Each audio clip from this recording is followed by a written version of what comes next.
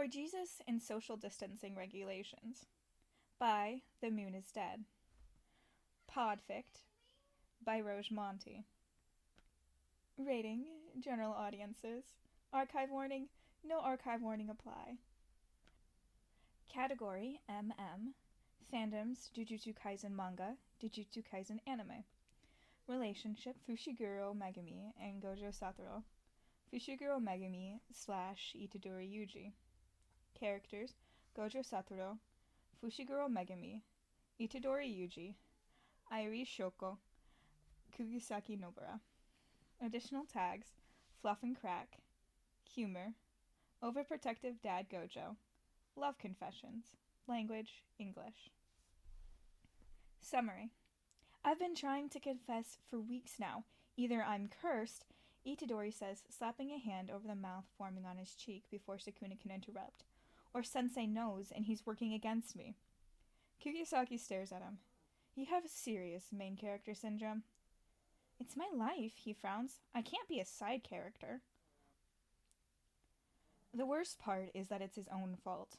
He let them be next door neighbors, and he thought it was funny when it annoyed Megumi. He let them take all their missions together. Solo missions are a sin to put onto kids, though, so that couldn't be helped. He didn't want to coddle and risk crippling them, but maybe he should have gone with them more often.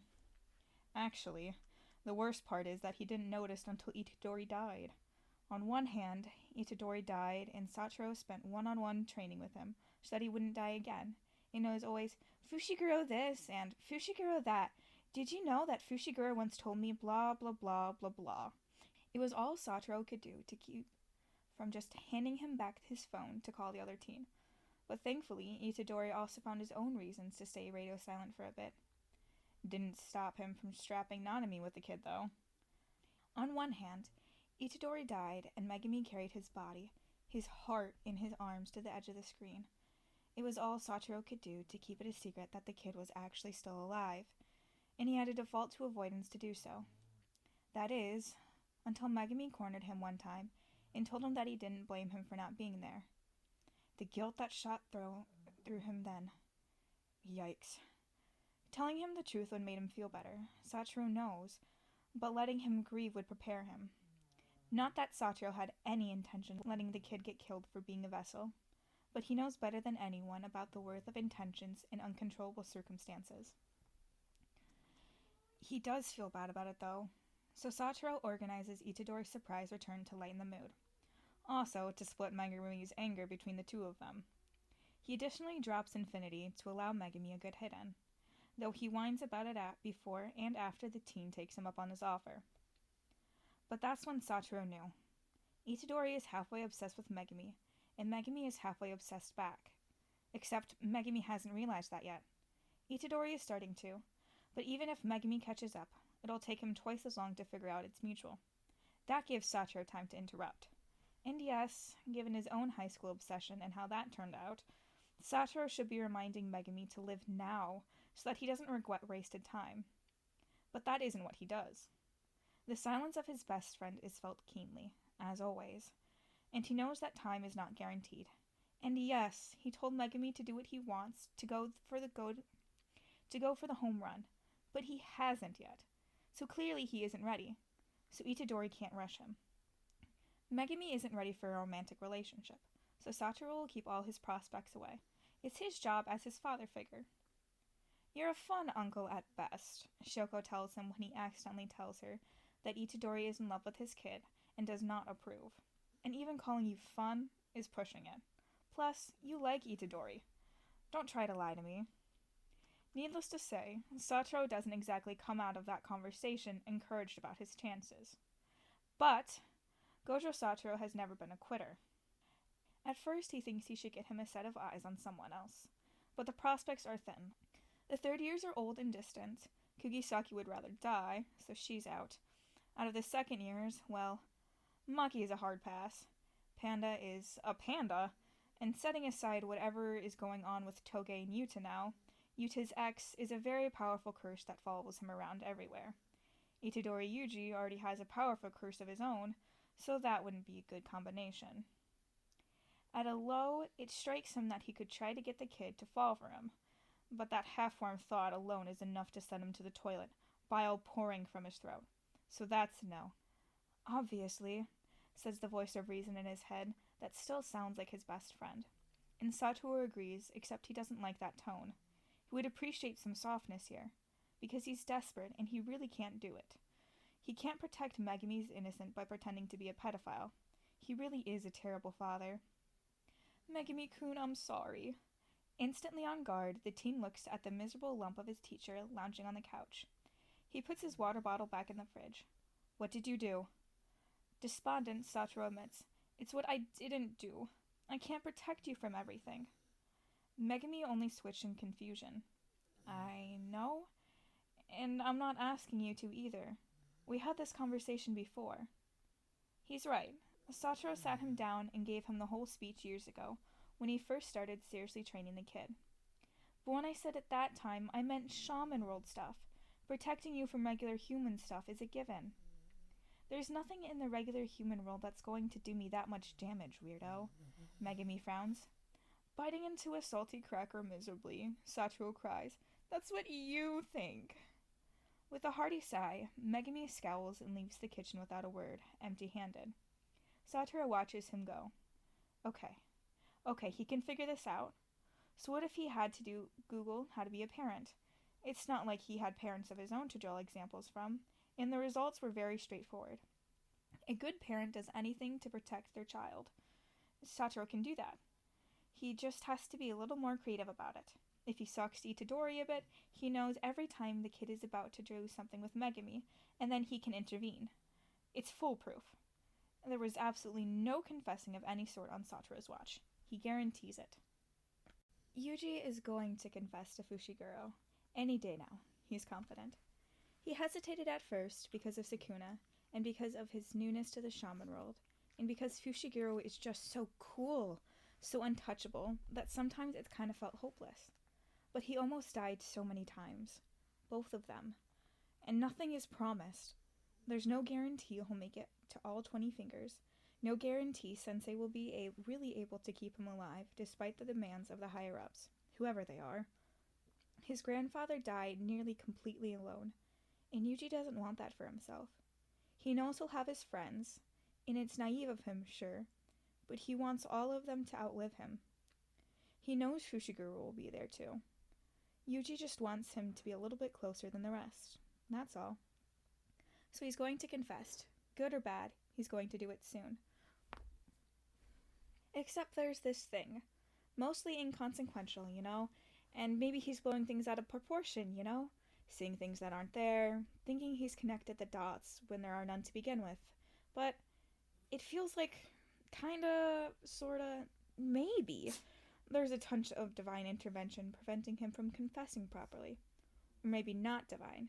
Maybe something closer, nearly if not more powerful. You think Gojo-sensei is sabotaging your confession efforts? Kugisaki scoffs. I know he's a fucking lunatic, but seriously, Itadori. I don't know, and I don't want it to be true, but... He glances fervently around. But Kugisaki, it's just weird. He starts out small. He makes some chocolates with ginger and nuts, so Fushiguro would really like them. He cooled them in the fridge, and when he came back, the second years and sensei were using them for some sort of eating competition. Gojo-sensei said they needed new groceries, which was painfully true, but Yaga-sensei told him to clear out the fridge first, and Gojo-sensei wanted to make it fun. Yuji let it go. It made sense. He tried to go old-fashioned, deciding to write a letter and leave it in his room, but he couldn't. Pens exploded in his hand, graphite disintegrated inside his pencils. Yuji tried to plan a day out that might be constructed as a date, if Fushiguro was willing. Or rather, if he went out in the first place. Of course, missions interrupted plans constantly, but Yuji isn't mad about those. They have the power to help, and they should, and he still gets to spend time with Fushiguro there. And Kugisaki, and increasingly Gojo-sensei too. No, it's the other stuff that gets to Yuji. The trip to the aquarium that got cancelled because of a major crack in the shark tank. The whole place closed for repairs and inspections. 2 separate plans to go to the movie theater. One falling through because a millionaire bought it out for an evening to throw her child a birthday party. The second due to a fire in 3 of the showrooms. In the beach! Yuji planned a day at the beach because he never really gone, and even though it was still winter time and they wouldn't be able to swim, he thought it would be fun. He got the second years involved, got Yaga-sensei's permission, and got Nanami to drive them all there in a rental. And when they got there and had fun making s'mores at the bonfire, Yuji found some sparklers, and he and Fushiguro specifically talked about lighting up all of them broken in half. But he wasn't discouraged, no. Yuji drew a heart in the sand with their initials and prepared an incredibly sappy speech, only to have Gojo-sensei dance drunkenly through it with Nanami and Fushiguro exasperatedly trying to catch the teleporting man. He had stolen Fushiguro's headphones, and he was setting a bad example for the hysterically laughing teens. Otherwise, the duo would have let Sensei drown. I've been trying to confess properly for weeks now. Either I'm cursed, he says, slapping a hand over the mouth forming on his cheek before Sukuna can interrupt, or Gojo knows and he's working against me. Kugisaki stares at him. You have serious main character syndrome. It's my life, he frowns. I can't be a side character. God, no. I mean, there's a simpler answer. Akadam's razor, you know? Maybe it's all coincidence, or maybe your plans just aren't good. Yuji pouts, and she uncaringly rolls her eyes. This world is not out to get you, and neither is Sensei. Why would he even care about your confession? Itadori shrugs. He hadn't thought about that. Maybe he's lonely? So he's jealous of a teenager's love life, she scoffs disbelievingly. He's not a cartoon villain. Yuji throws his hands up. I don't know, Kugisaki. I came to you for answers. You're supposed to be helping me here. Listen, I'm smart as hell, yes, but I'm not a goddamn miracle worker. I can't get into that psychopath's mind. Sighing, she takes some pity on her friend.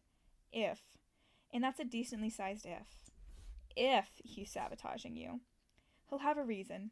He's irritating and fickle, but he isn't so childish as to ruin your confession efforts for meaningless fun. He's still an adult after all. Yuji isn't so sure, but Kugisaki is done with this conversation, and that's the best he'll get out of her. It doesn't matter. He'll get to the bottom of this. He'll be confessing to Fushiguro before the month is up, and that's an Itadori guarantee. It's a random Tuesday afternoon when Megumi thinks, honestly, fuck it. Hey Itadori, do you want to go out with me? No! Gojo shouts, startling the hell out of Megumi as he comes out of nowhere. I knew it! Itadori shouts, jumping to his feet and pointing. He has a crazed look in his eyes. You have been sabotaging me. Megumi blinks a few times in rapid succession. What? What? They ignore him. I have not! You totally have. You're even here now. I'm just watching out for my kid, Gojo sniffs, like any responsible parent. Itadori gapes. Since when is Fushiguro your kid? Megumi tunes out the rest of their conversation, if something so hysteric can be categorized as such. He flashes back to a month ago. That confusing talk with Gojo started in the kitchen, as he lay pathetically on the couch, looking like he was suffering from vertigo. Gojo means well, he tells himself. He swallows his annoyance. Remembering the past few weeks, his cheeks warm slightly. Itadori kept trying to take him off campus, on store runs that got interrupted by missions, to the park before that freak storm hit, to an art gallery that got raided when some featured artists got caught for money laundering and tax evasion. He's been bringing him random albums and books, saying, I saw them and thought of you, blushing furiously. One day, he made chocolates too, and Inumaki-senpai saved one for Megumi to try. They were savory, like he likes. They tasted like ginger. Sabotage, huh? Does Gojo think Megumi will get heartbroken? Ah, Yari-san once told him about a sorcerer named Geto Suguru, and a traveling shaman once remarked snidely to Gojo about a youthful friend turned curse user. Megumi recalls a lesson about grieving for a boy who didn't really die. The annoyance in his throat makes room for a touch of begrudging understanding. Still, though, Megumi hooks his fingers in Itadori's collar, cutting off whatever he's saying and turning him to make eye contact. Shut up for a second. He feels Itadori swallow and nod, then turns to Gojo. The blindfold man immediately begins to explain himself. Megs, I get it, he interrupts. He isn't happy about it, but he knows where he's coming from. The man is annoying and childish because he never really had a childhood. He takes on too much and is overprotective despite all the attempts to appear otherwise, because he wants to save future generations from everything that had hurt his own. Gojo isn't nearly as much of an enigma once one simple fact is known about his past. It fucking sucked, for all but 18 months, and then it got worse. But you can't protect me from everything, he reminds him. And besides, it's not like you regret it, do you? The energetic veneer fades from him as he gets serious. It's going to hurt, Megami. The Ting tilts his head and Gojo smiles. But everything does, eventually. You know what you're doing, kid. I'll figure it out, he shrugs, then glares. So stay out of it. He laughs his most obnoxious laugh, walking away. Of course, Megami-chan. Don't forget to use protection. Itadori says, eloquent. There's a high blush on his cheeks. Megami thinks it's cute. What just happened? Gojo approves, he answers simply. He approves, Itadori repeats. So does your question from earlier still stand? You are the one with all the dramatic plans, Megami laughs. I want the chocolates you made to be delivered directly to me this time. Itadori smiles giddily. And then, he hums, maybe. And before, Itadori says, leaning forward, books and movies, they told Megami his heart would be beating too fast. They described the physical sensation of a panic attack, but joyously, and he never really understood that. Megami's heart is beating steadily, and his cheeks are warm, and his stomach is hosting a rave for a kaleidoscope of butterflies. And now he might be starting to understand. Excitement is singing in his blood. A mission! We have a mission! Gojo interrupts, startling the teens apart. All 3 first years, and me. Your favorite chaperone. So none of that right now. Save it for later, in the daytime, and remain 6 feet apart at all times. You know, he rambles, for Jesus and social distancing regulations.